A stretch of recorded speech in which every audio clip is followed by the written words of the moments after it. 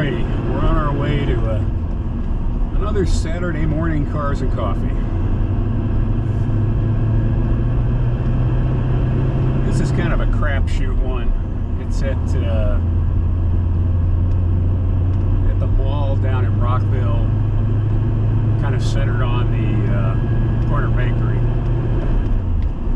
Problem is, frequently the mall takes over the parking lot for various activities, so the Cars and Coffee tends to be an also ran in that calculation, and the cars get stuck up in a very small parking lot. Assuming that's not the case, there will be a pretty good representation, plenty of cars to look at, some of them interesting, and a very eclectic sort of combination. Some late model Porsches and Lamborghinis, and then some really sort of classic cars. You know, like from the 30s and 40s kind of automobiles, and then a few 50s and 60s scattered amongst them. Can be a very interesting coffee, but it's sort of a, like I say, a crapshoot on whether it's actually going to happen or not. But it's a pleasant enough Saturday morning drive, so we're gonna take a chance.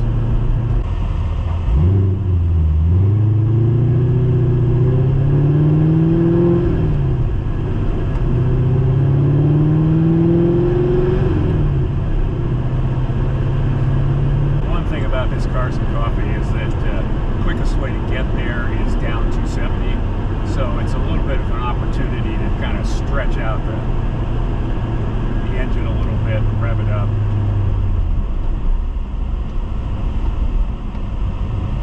Really careful there.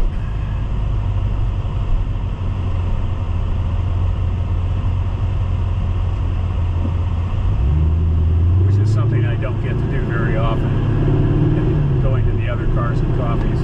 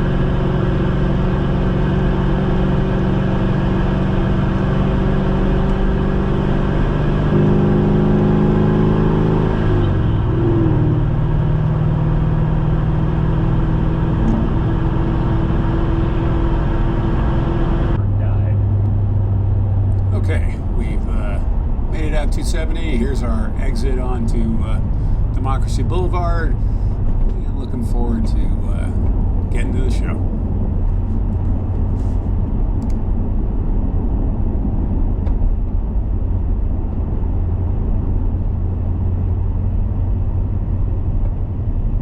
Need to check that tire when I get out of the car.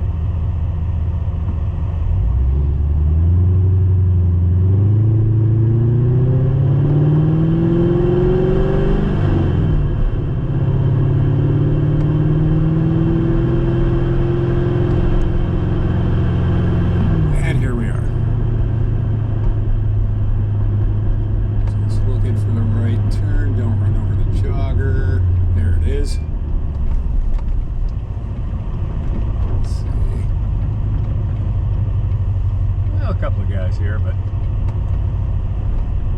it doesn't look very good.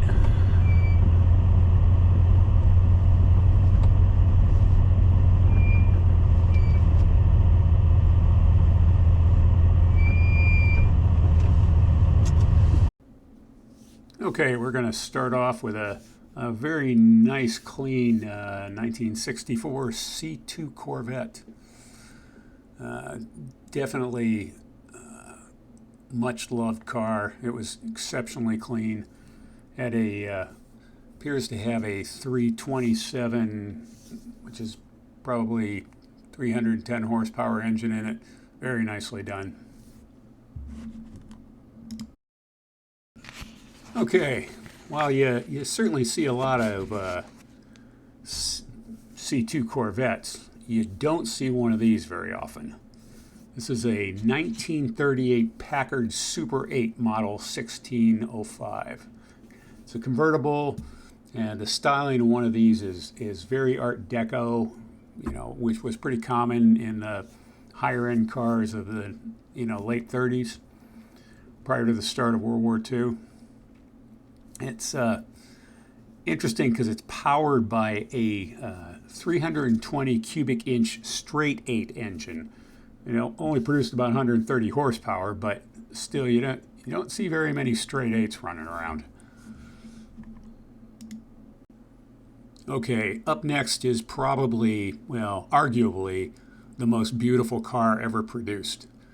The lines of this car have just wowed car enthusiasts since it was produced.